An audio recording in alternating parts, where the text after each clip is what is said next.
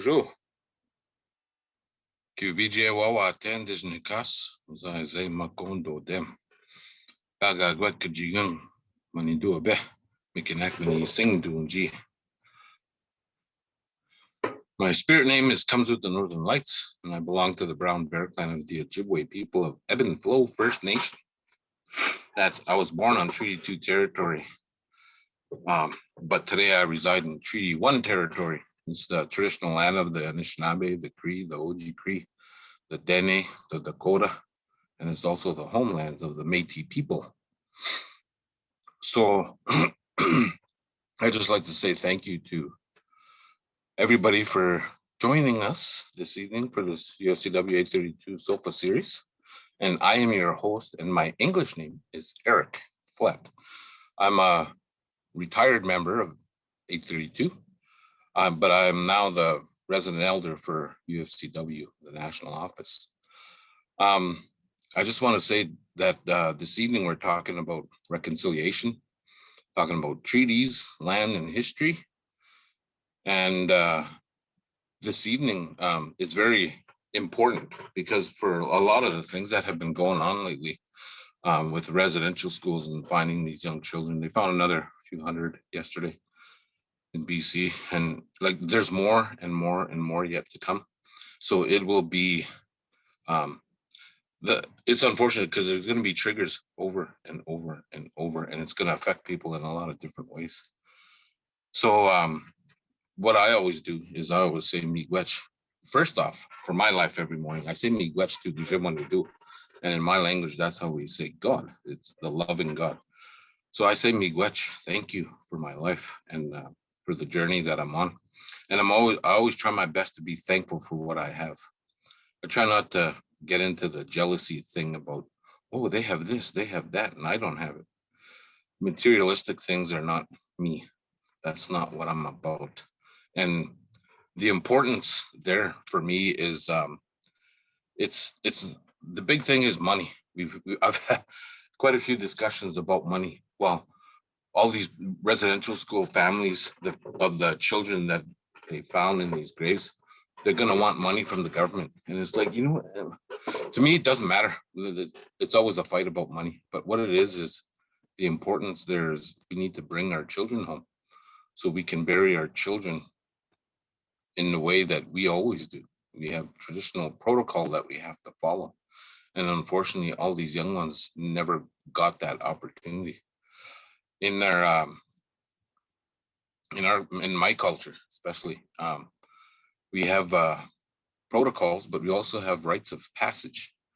And even being born is a rite of passage, because there's a lot of people, like my daughter, for example, she miscarried twice before she finally had my grandson, the third one. So those two before never got that rite of passage to be born, to come from a spirit, to be born into a human being. And there's other rites of passage as you age and mature, but the opposite end of that birth rite of passage is the death rite of passage. And it's a rite of passage that we all face, but there's protocol in there. I was talking to Aaron about my star blanket behind us. We were originally known as the star people because that's where we come from. Our spirit comes from the stars. It's actually, there's a spirit doorway, and it's a black hole in the middle of 7 stars. And that star system is called the Pleiades. And that's where our spirit originally comes from.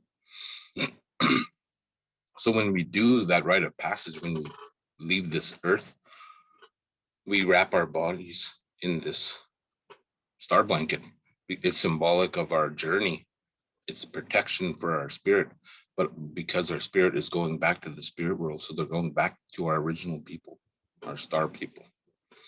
So yeah, it's important for me, like all these things that I'm talking about, it all comes together actually. And it's very important in our treaties, because in our treaties, and we talk about our treaties and truth and reconciliation, the land, the history, it's all connected. It's all connected. We were, for years, all our ceremony that we do was outlawed by the government. I couldn't walk around and do a ceremony because I would be thrown in jail. And even our treaties that are not being upheld, and even the phrase we are all treaty people, because my people weren't the only ones to sign treaties, right? And the Queen and her representatives were the ones to sign treaties in government. So we are all treaty people. I have a treaty number and I'm a status Indian and I belong to my First Nation, but non-Indigenous people back in the day who were witnesses to the signings of the treaties, they are also treaty people. So for me, like it's all one big connection. It all comes together, and there's so many teachings in there. But for me, it's important that we recognize when there's a lot of myths out there, and I try my best to dispel myths. But hopefully we will learn together a lot more this evening. This evening we're we're talking about the truth and reconciliation in the treaties. But joining us is Dr. Maureen Matthews of the Manitoba Museum. I'd just like to say welcome, Maureen.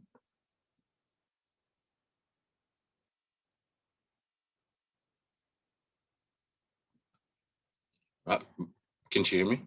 Hi, Maureen, how are you?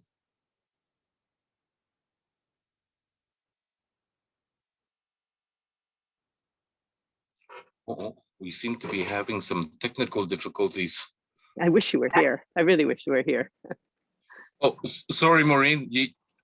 I lost you for a second there. All I heard was, I wish you were here. Well, I wish I was there too. I just wanted to say welcome. Welcome.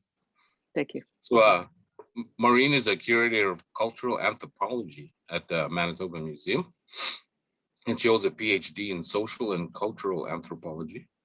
Her most recent exhibit at the museum includes 5 exhibits about treaties. And the first exhibit people see is called "You Are on Treaty Land." And this is where it's in the front of the museum, and this is where she is right now. So Maureen, I'd love to turn it over to you and let the learning begin. Okay. I don't know if it's possible, but it would be great if you interrupted me if you have a question, if I haven't explained something that you want to know more about, because I'm very open to that. Okay. You bet. Okay. Yeah. No. So welcome to the Manitoba Museum. And thank you to Eric for introducing me and also introducing the idea of a treaty land acknowledgement. He's already said that we're on Treaty 1 land and so on.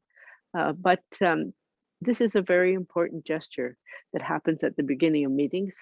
And with the new changes at the Manitoba Museum, it now happens the minute you walk in the front door.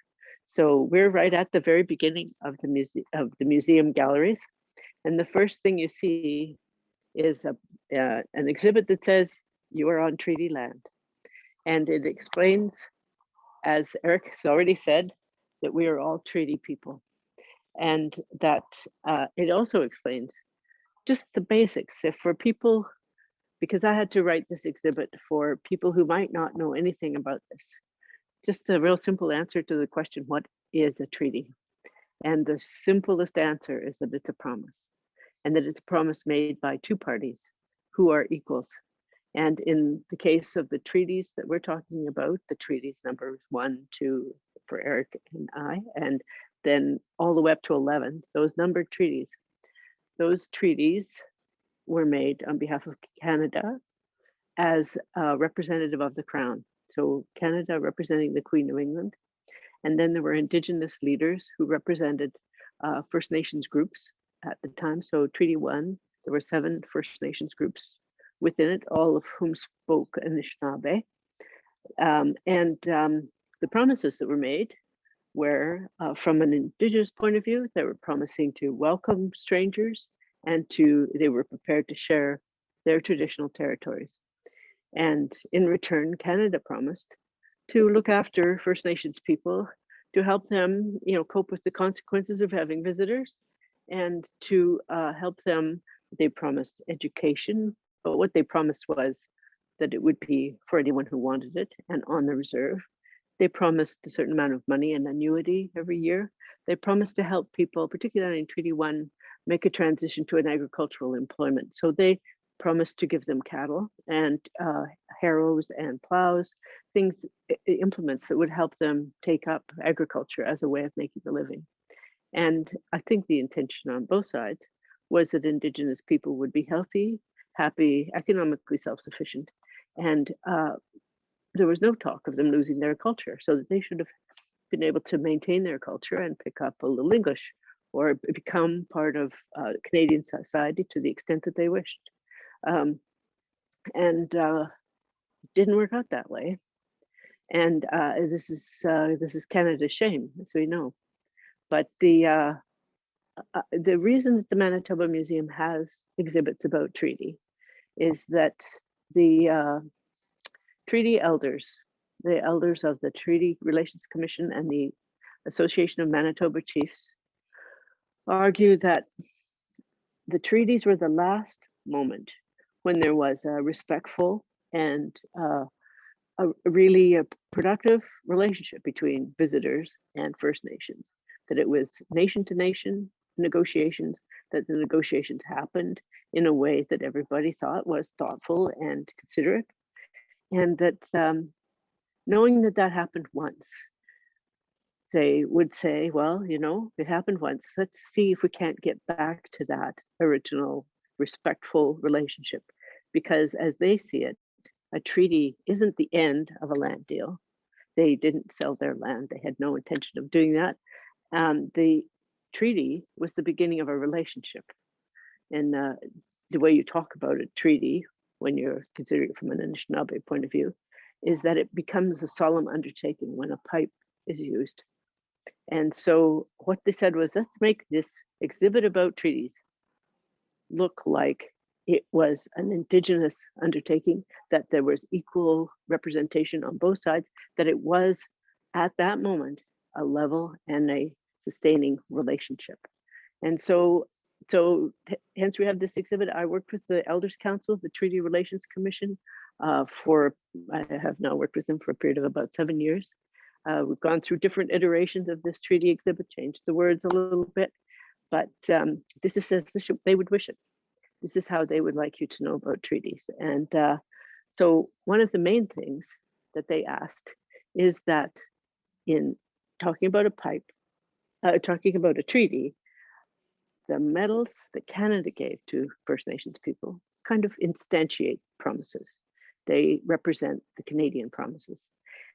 And then for Indigenous people, a promise is made when the pipe is used in ceremony. And the pipe, in being used in the context of a promise, is calling on the gods to pay attention. It's asking the Anishinaabe spirit beings to witness that a promise is being made. And a promise made in that environment cannot be broken. So it became a sacred undertaking. So there's medals and pipes. So what the elders said was, we want you to have an exhibit where every medal has a pipe. So what you see here is the exhibit that was the result of that. And there's a row of medals along here. We have managed to pull together medals for every treaty that's made in Manitoba. So actually the first one is an interesting one because it's a Dakota medal, but the Dakota had treaties with the Anishinaabe, not with Canada. So that's a Dakota medal. That's an English medal that the Dakota received in the War of 1812. Then the next medal is a treaty that was given, a medal that was given at Treaty 1. That great big one there was given for Treaty 2. The third one is Treaty 1 again, 1873. And if you look at that one, you'll see that it's that famous medal with the handshake. And then it's all handshake medals all the way to the end. These ones, the four are silver.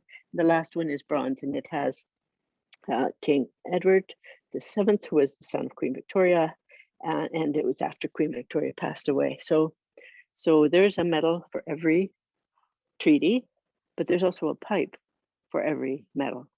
So there are pipes here that stand in reference to the medals. And then there are pipe bags. The pipe bags have a very important role.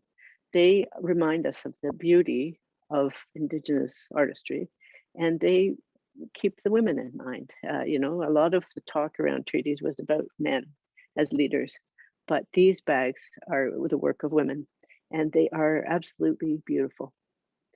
And every pipe would, under normal circumstances, have a bag. So that this collective exhibit has in it the idea of Indigenous agency in treaty making.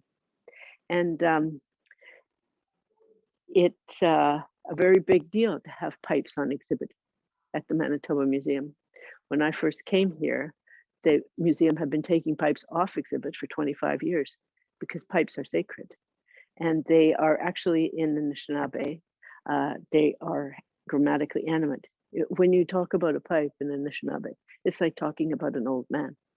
And so we have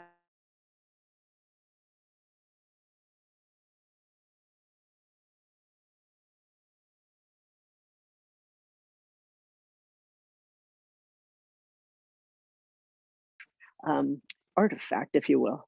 And so in order to have these pipes on display, we needed the help of some very wonderful people because the pipes need to be invited to do this work. And then, you know, they need to be encouraged to do it. And so what we have done, and it was the elders who put me in touch, we worked with an elder at Roseau River. His name is Charlie Nelson.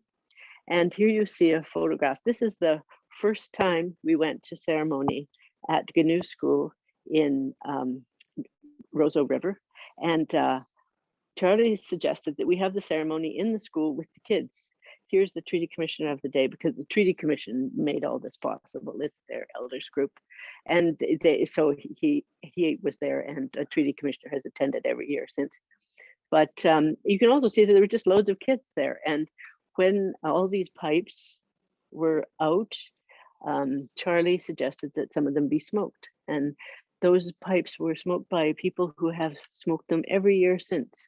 So those pipes, they go to Roseau and their function is renewed. They're invited once again to stand up for Indigenous people at the Manitoba Museum, to go back and do the job of telling people how important Indigenous people think treaties are. And I could not have these pipes on exhibit if it weren't for Charlie Nelson. It would be wrong. And so I'm super grateful to him and to the other elders at Roseau River. And this is a picture from, that was the first one. This is from very recently. And this is Nelson, oh, I'm going to forget his last name, I'm sorry. But he is actually allowing the children to hold one of the pipes. And they feel the weight of the stone in their hands. There's nothing precious about this. It's the experience of these children realizing that this is really important to their history and their culture, and that these pipes are a way of thinking back to the original intention of treaties, to the original promise of treaties, to the respectful relationship that prevailed for a while and ought to have prevailed throughout. And so anyway, I'm very happy with the way this has worked out. It is, when you look at it, it's like as you walk in the museum, you are on treaty land, the land of the Anishinaabe and the Dene and the Dakota and the Niniwak and the Anishinaabe. And then you are on the homeland of the Métis Nation as well. So it's a statement. And the people who walk into this museum will get this statement every single time. This is the Métis Nation part is very important, obviously, and it's right beside a bison diorama, and the chap on the horse there, who is hunting bison, is also is a Métis person. You can tell by his clothing and so on. But I juxtaposed this diorama with the famous photograph of the provisional government of Louis Riel. And if you look carefully at that picture, there's at least 5 people, including Louis Riel himself, who had the same kind of haircut as the guy on the horse.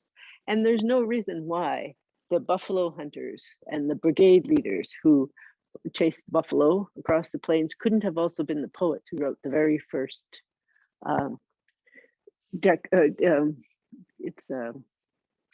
they had a declaration of human rights that they created 100 years before Canada got around to doing their own one. And that's a very important document. And those are the people who wrote it. They said that people should have the right to be educated in their own language, that they should have a right to have land, all sorts of things that we now value. And they articulated when they founded Manitoba. So now I'd like to take you next to where we have the Treaty 1. So in the meantime, Eric, do you have any questions? Can I hear him, or can anybody else talk to me? Okay, I'll start walking and I'll listen.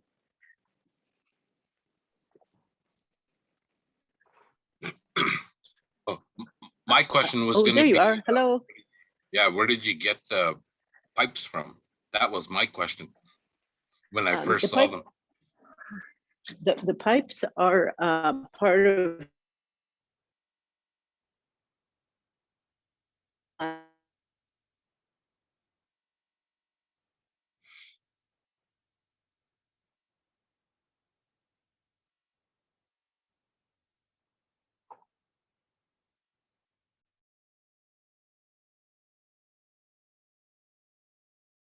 to decide which pipes to use. I actually worked with yet another elder, a woman named Doreen, and she helped me. It was kind of like a taxonomy of pipes. She helped sort out pipes and explain that there are certain pipes that would have had a kind of a social function as diplomats at big treaty events or at peace events, or even just ceremonial. And we know, for instance, that a couple of the pipes were given as a present at a wedding, that kind of thing. But certain pipes really had this kind of public purpose. And there were other pipes in our collection that are absolutely not public, but that we chose the ones that had this sort of public function. And but we know very little about them, in truth. And so in a way, their current status is kind of like a new life for them. They now have very powerful. Oh, just because they only have the sound and visual. Oh dear, can you? But they can hear me, eh? Yeah. Okay, so I was just saying that. So anyway, they now have this new function, and these pipes are becoming well known for the work that they do at the museum in educating people about treaties. Can you still, is that what you were wondering? I think you're good now. Okay, all right. I hope I answered that question, Eric. You can let me know. All right, I'm getting a thumbs up from Anya, and now we're here in front of the, okay, great. So now we're here in front of the exhibit about Treaty 1. And so we have a different story to tell here. In this story, in this exhibit, I worked with people from the Peguis First Nation, and we were kind of looking for a particular kind of story, because we have, as I say, we have 5 different treaty exhibits, looking for different ways to get at every single treaty. And Treaty 1 at Peguis is very unique amongst the treaties in Western Canada, because it was Treaty 1 was the first treaty to be signed. It was also the first treaty to be broken. And what happened to the Peguis First Nations people is really shocking to this day. And because they had land just north of Selkirk, and at the time of the coming of the railway and so on, there was a big it was possible that the railway might have gone through Selkirk, and Selkirk might have been Winnipeg. And the Indian agent and other people, very unscrupulous people, they conspired to get the people of Peguis to give up the land they had just north of Selkirk on the off chance that it might make other people a pot of money. And it was a very, very shocking thing that happened. And one of the problems with narratives within museums is that quite often that's as far as we get. these poor people, you know, were rooked. They were shoved off their land. There they are out in a bog. And actually, it's never like that. And so what we were looking for was a story of like who fought back, who resisted.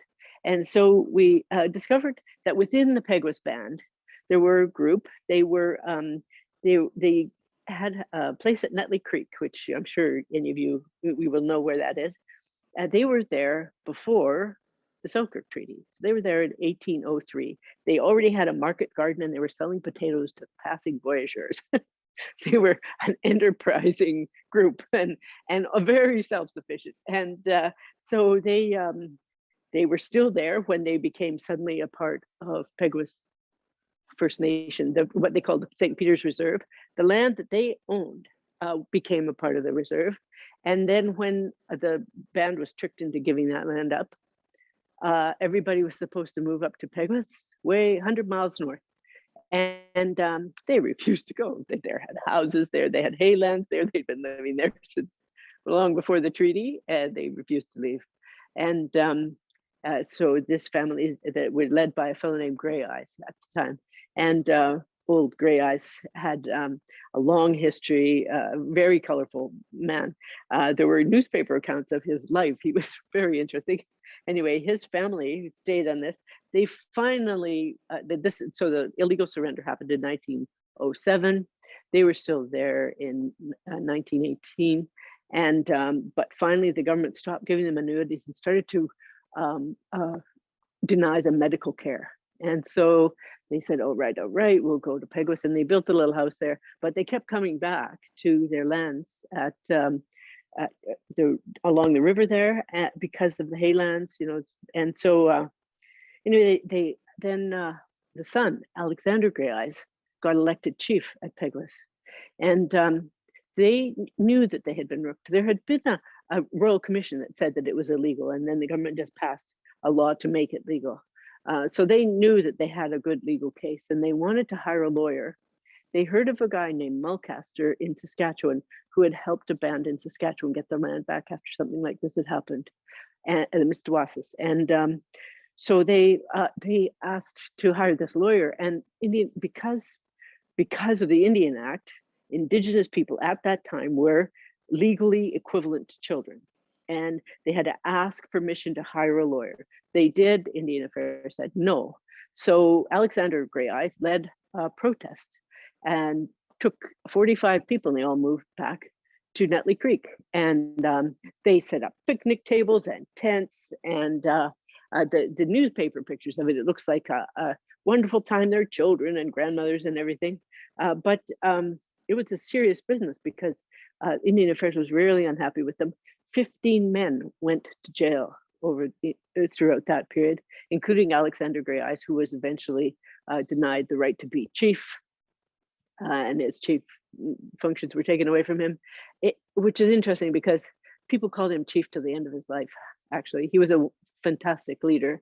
And so the Grey Eyes family just moved back to Netley and never left again. And so the story continued toward the, they all lived there for a long time. Then they moved into Petersfield, which is really about 200 yards down the road. There is a Grey Eyes Road there. There is a cemetery that was sold to the church by a Mrs. Grey Eyes because she wanted to be able to be, the family to be buried in perpetuity on the land that they knew they owned. And that family has had this history of spirited resistance to the outrage that happened to them. And the person that I worked with most closely is one of the family members, Trevor Grey Eyes. And I think some of you know, I used to work at CBC, and I was the national current affairs producer. And we used to have a segment on the national show called Manitoba Report. And the year I did it, I picked Trevor to be our Manitoba reporter. And honestly, we had a wonderful time. He's a great storyteller. But I got to know a bit about this story. So I worked with Trevor on this story about his family within the Peguis drama. And then, you know, like, so you know, Trevor knew, you know, Aunt Jerry had said this about that, and we just needed to nail it down a little bit. So I hired a historian to just, work out the family genealogy and so on. And she came back and she said, sometimes doing this historical research is like scratching a rock. Nothing comes, and she said other times it's like opening the floodgates.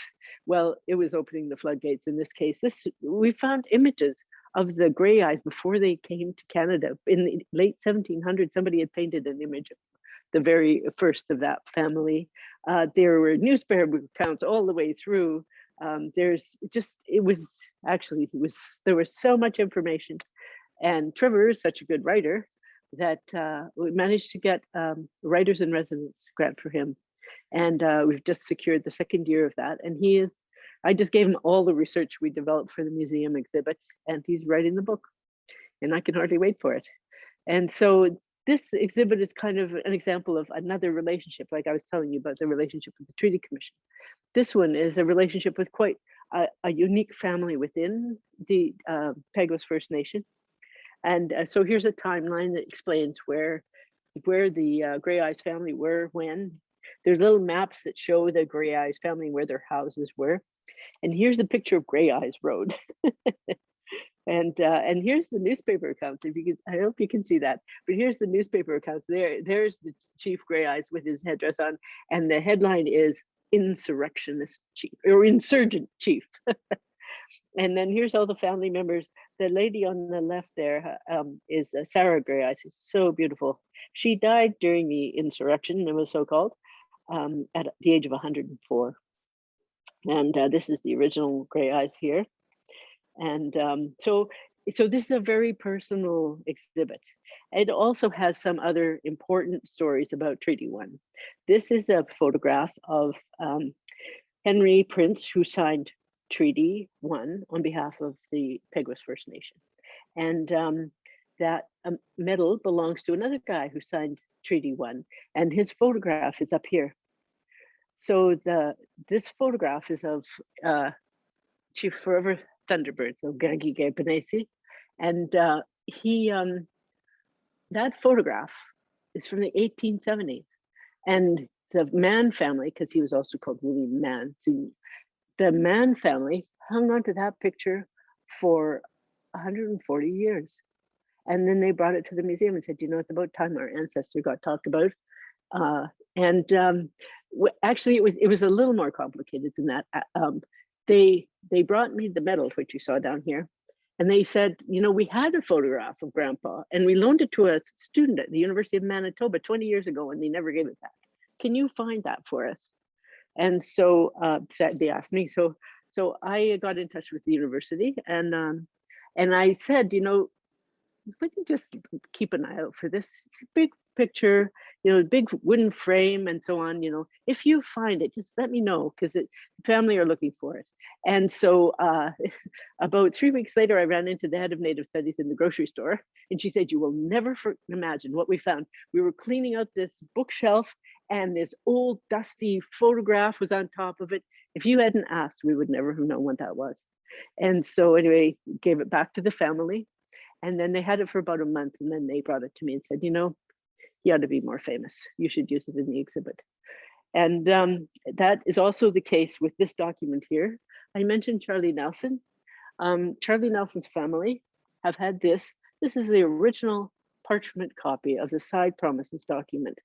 This is at Treaty 1, there was a lot of promises written down, but there were a lot more verbal promises. And the people at Roseau and the other chiefs of Treaty 1 kept saying, listen, you promised stuff, you've written that down. Would you please do that? And this document took till 1876, but they finally did get the extra promises written down. And this is another example of Indigenous activism at treaty making time.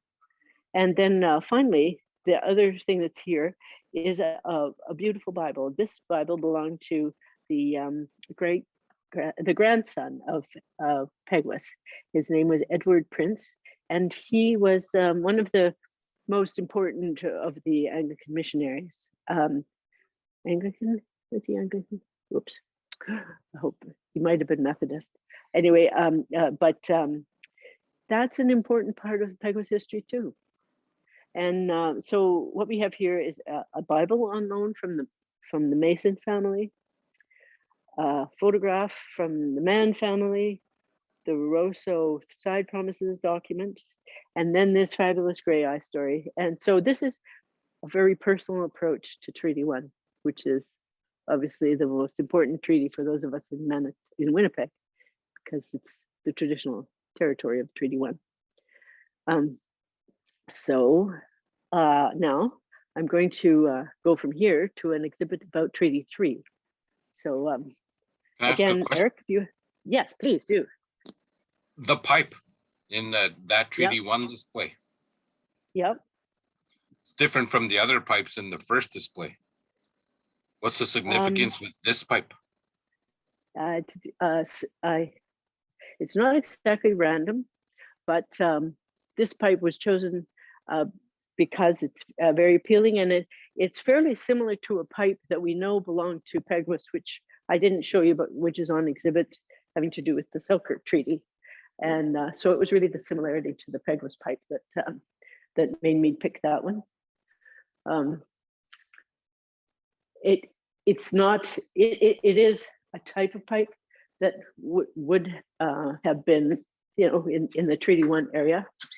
But again, these pipes, if you were to look at the sort of making, how they're made and so on, and you sort of analyzed it, you might find that most of the pipes came from, a Dakota origin.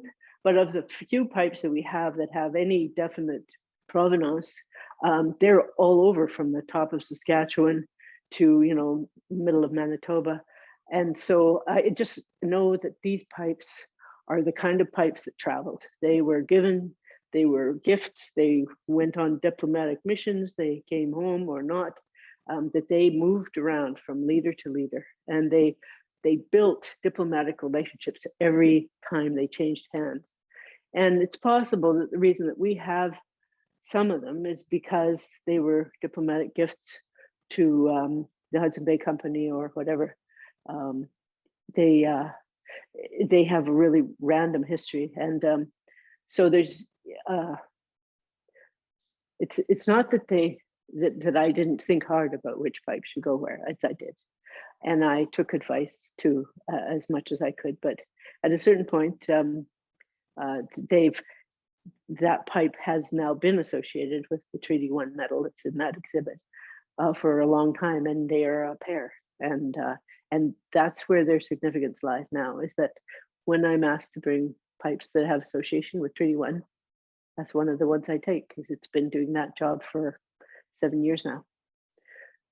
Is that helpful? Oh yes, definitely. Okay, all right. Well, here you see yet another pipe. This one is this is an exhibit about Treaty 3, and I chose this pipe because, well, there just were a few pipes that had some provenance that indicated that they came from the Rainy River area, and this one is a particularly beautiful one, actually. So this exhibit was formerly our We're All Treaty People exhibit, and one of the points that was being made with this exhibit is that this photograph, which is behind the Bandolier Bags here, is of Treaty 3. And I think it's a treaty payment, but there are 4 men standing in front of this huge collection of people, and 3 of them are wearing medals and 2 of them are holding pipes. And it is so obvious that the pipes and the medals went together. So that's why we have had this picture up here. And now, because it's Treaty 3, this photograph was taken at the northwest angle. It's a great backdrop for the Treaty 3 exhibit. And we also have added a photograph here. It's only known photograph of Chief Palasan, who was one of the ones who signed Treaty 3. And he's repairing a birch bark canoe. And then this big photograph also has birch bark canoes in it. And then we also included a drawing. It's a little watercolor sketch. It's by Frederick Werner. And Frederick Werner was an early artist. And he was there the day Treaty 3 was signed. That's the day this drawing was done. And I think it's really interesting how he chose to show the people at ease and in the camp. And that, you see also that amazing chief's what do you call those? The eagle staff. Oh, Yeah. And so here we have also paired the medal with a piece of artwork by a woman who was from Treaty 3, Pat Nigawance.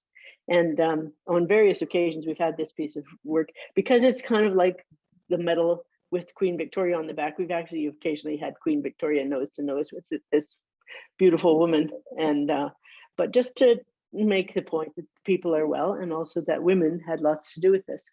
The other thing is that Treaty 3, that area of the Rainy River, all the way up to the Winnipeg area, and also south again. That's the area where we tend to find these beautiful bandolier bags, and they are kind of like an art form that's associated with Treaty 3. Not uniquely, but it is associated with that. And these are stunning works of art. And you can see that the older bags, like this one here, that it was originally a bag. And, although we almost never find anything in the bag, but it was a bag here. This one was a bag. By the time you get to the third one over here, and they've given up the pretense of being a bag, and now it's just wearable art. And I'm sure the woman who made it was thinking, if you don't have walls, why not hang it on a man? Send him out into the world to tell your story, or show how good a beater you are, or maybe make a claim, this is my man. Anyway, these are we have a considerable collection of these, and I had photographed them all when I first came to the museum, and then had an artist come and ask me if I could help her out. She wanted to make one, and I gave her this whole set of about 1,000 photographs of these bags. And she since taught many people how to make bandolier bags, and she brings her students to the museum to be inspired by the bags at the museum. But there's lots of people out there now who are making their own, making new ones. And so it's a part of a project that really is helping to restore the skills based on the museum's collections. And now we're doing fine. Okay, so we have one more stop, and this is a quick one.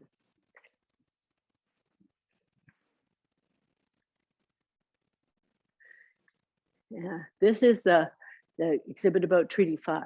So this is the, in a way, this exhibit was the first exhibit. When I first came to the museum, I had worked up on the Barons River, and I knew the Barons family. And when I came to the museum, shortly after I came, I was approached by some of the family who said, we have great-grandpa's chief's coat, the coat he was given the day the treaty was signed in 1875, shouldn't it be at the museum? And so it took a little doing, but we managed to organize it. And so this coat you see here is an original chief's coat, exactly the coat that Jacob Barons was given the day the treaty was signed, and the pants, and this medal here, the medal with the long silver chain. That is the treaty that Jacob Barons was given when Treaty 5 was signed. And the medal beside it is a medal that he was given in 1901 on the occasion of the first royal visit to Canada. So he received that medal in person, actually shook the hand of the Prince of Wales at the time.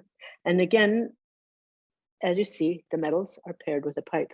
This pipe, I'll try to answer your question before you ask, is typical of northern pipes. It's a little simpler, and it's this black steatite rather than the red Caitlinite.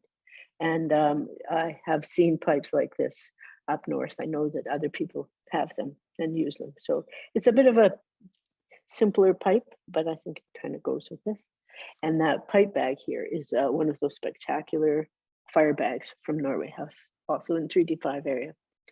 But we have been really lucky with the Barron's collection, because not only did we get the original chief's coat, but we have a chief's coat from the 1940s that was worn by the son of Jacob Barron's. And we have a portrait of the son of Jacob Barron's wearing his dad's coat. This is a beautiful painting. It's on loan from the Matilda Gibb, who is one of the family members.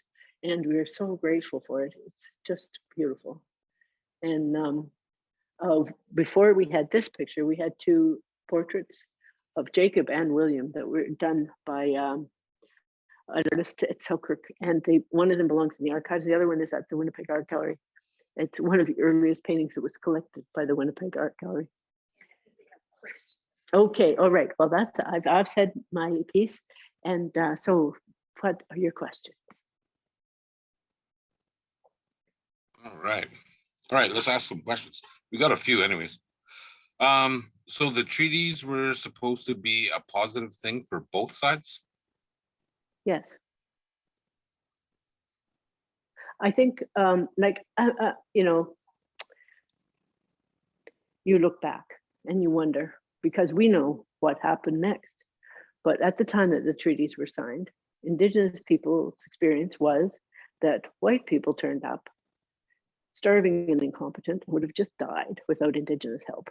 And so they were kind, and they were generous, and they were willing to trade, and they had been trading with these people who turned out to be medium reliable for a long period. And they only knew what had come before, which is that, in fact, they were necessary to the life and survival of non-Indigenous people in their territory. And they didn't know what was coming. But at the moment of the treaty, and you can see from the negotiations that happened around the side promises and the way that they rejected early medals and insisted on a better medal, the way that the treaty terms were improved. But by Treaty 3 was very important, because Canada badly wanted the Treaty 3 peace, because they had this idea of sending a train across the country. They needed that. And so the people at Treaty 3 were meant to be Treaty 1, but they held off for 3 years. And by the time they bargained Treaty 3, they were able to include Métis people. And that's the first treaty where the wording about being able to hunt and fish on the lands that were being shared with the Crown originates. So the hunting rights that people have, that wording originated with Treaty 3. And they just were able to get far more representatives included in the negotiations. So as the treaties moved from place to place, things were added. And Treaty 6 was when the medicine chest was added. So at the time, people were saying, okay, and we also need this, and arguing for a bit more, thoughtful consideration of what they really needed. And in some places it turned out differently than others. In a way, Treaty 5 is interesting because there was no settler pressure. There is no fence around the community at Barons River. You can't tell where the reserve ends and the rest begins. It was never material. Those people always were able to trap. They trapped until the trapping industry collapsed in the 1980s. They went on making a living on land that had been shared with the Crown. They kept on hunting and fishing there throughout that period. So in a way, they experienced what everybody was expecting, which is that they would go on living somewhat similar life with a few more non-Indigenous people around. So that didn't, farmers are not good neighbors, obviously, in that way. And so the experience in the South is radically different. And also, the Northern experience on the east side of Lake Winnipeg, there's no dams, no forestry, no mines. They're very fortunate that way. And they have now established the World Heritage Site to kind of try to keep it that way. But okay. All right. Okay. Sorry. I was just going to say that in the area of northern Manitoba, where they're affected by dams and the redirection of the Churchill River, they really suffered. Yeah, it's important to me. Like when you say like Treaty 3 and Treaty 6, when They re-signed. I know, because when I was in school, my professor said Treaty 1 was signed in 1871. Treaty 2 was signed in 1872. And I was like, I didn't say it to my professor, but Treaty 2 was signed in 71. Yeah, yes, it was. Then yeah. they re-signed in 72. So they were making improvements, like from the next, yeah. And it's nice, right? That medicine Well, and if chest. they'd kept on, yeah. Oh, pardon me, sorry. Yeah. Yeah. Yeah. Go ahead. The medicine I was chest, just right, gonna- became our healthcare. Exactly. Yeah. Yeah. And if it had been carried on in the spirit that Indigenous people imagined, there would have been renegotiations every year to make it better and adjust it so that it really worked for everybody. And Definitely. well, we can start doing that anytime, I think. Right. Right. I agree. Okay. There's a question. More of a question, but is Treaty Day a celebration, or is it a day of sadness given the history? Well, I think I choose to be guided by the elders of the Treaty Relations Commission, who have spent years collecting oral histories and have written 4 books on the subject. And they say a treaty is something to be celebrated. It's a promise. And if the people who are parties to the treaty haven't kept their promises yet, there is always hope that they will. And so therefore a treaty is something to be celebrated and to be honored. Right on. I feel the same way. And this one we already spoke to, are the pipes made of stone? Yeah, that Caitlin, it's incredible actually, the pipestone, because they had to get a pipestone that was soft enough to carve, but also strong enough to hold that tobacco in the bowl, the burn, and it won't crack. So yeah, I went there to Pipestone, Minnesota, and the level that they have to dig down to get the proper red pipestone. Yeah, it's quite a chore actually, but they knew what they were doing. There's also pipestone, the black steatite pipestone is collected in farther north. And so there's the 2 kinds of the black and the red. And some of the pipes have both, and many of them have lead to make the pattern in them. It would have been quite a soft material, and it would have been squashed into little carvings in the pipe to make the image. Some of these pipes are beautiful. Yeah, just incredible. Are there different treaties across Canada? What about the United States? Yes, there's actually a lot of treaties, but there's also a lot of non-ceded territory. Well, the number treaties kind of cover Manitoba, a little bit of Ontario, quite a bit of northwestern Ontario, Manitoba, Saskatchewan, Alberta, and a bit up into the Northwest Territories. But after Treaty 11, they stopped making treaties, and they did not make treaties after Canada in BC. There were early treaties in the Victoria and Vancouver area with certain groups, but in most of BC, there's no treaty. And there's the treaties in Ontario, many of them were abrogated long ago, and people feel differently about them because they were not respected, and there are overlapping claims and so on. So Ontario is quite complicated too. There are also modern treaties. There's modern treaties in the Yukon, and there's this James Bay settlement is considered a modern treaty in northern Quebec. Okay, another question. Was there a time when Indigenous people and the settlers had a mutually respectful relationship? I think that there was always a dependence on Indigenous technologies. If you think about the fur trade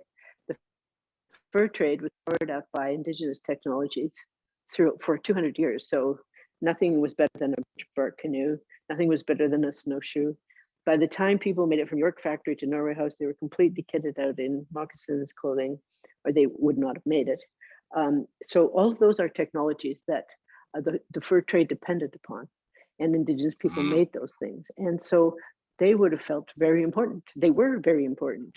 And their industry, the beauty of the stuff that they made, that was all their contribution to the fur trade. And but they engaged in it because they were used to trading. They were traders before the fur trade, and the Hudson Bay Company just lucked into the edge of a very energetic trading people. Yep. Another question. Are these treaties forever, or can any party get out of the treaties at any moment or in any circumstance? As long as the grass grows and the rivers flow. Rivers flow. Sounds like forever to me. Sounds like forever to me. If the treaties allowed for sharing lands with the Crown for settlers' use, why are their lands called Crown land when people can buy homes in Canada? Does anyone from the Indigenous side have to approve? Okay, so here's where you have conflicting legal systems. And the idea that we can own our house and our yard in Winnipeg and purchase it from somebody else and have it be ours without contention only worked because the English legal system, in its arrogance, assumed that this land was empty.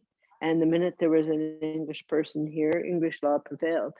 And it's called the Doctrine of Discovery. But the idea is that the people who came here found it empty of real humans and claimed it, and their laws have applied ever since. And so actually the legal battles that people have won around the primacy of Indigenous ownership of land are actually a magnificent achievement. But the legal basis for Indigenous claims that this land is Indigenous land and that treaties have to be entered into in order for there to be any Canadian law apply. That goes back to the Royal Proclamation of 1763. And it was at the time of the United States forming itself, there were people going into what they called Indian Territory at the time and trying to make a deal with the locals. And so the Royal Proclamation said that land is Indigenous land until an arrangement is made with the Crown. That land remains Indigenous land. And so that's the legal basis. So what happened is that eventually Indigenous people and lawyers working with them, Indigenous lawyers as well, went back to English law to create a legal principle about the primacy of Indigenous occupation. Cool. Thank you. Thank you for that. That's a lot of information.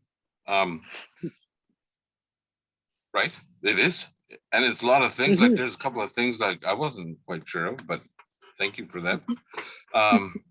So on behalf of 832, I'd like to say thank you, Maureen, for being on the show.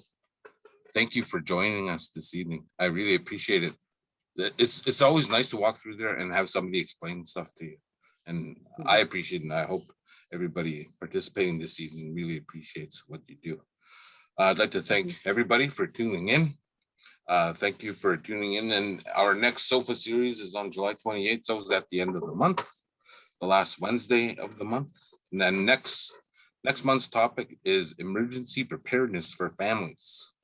So if you aren't a UFCW member and would like to know how to get to UFCW in your workplace, please go to the link. There should be a link on your screen. And with that, I'd like to say, thank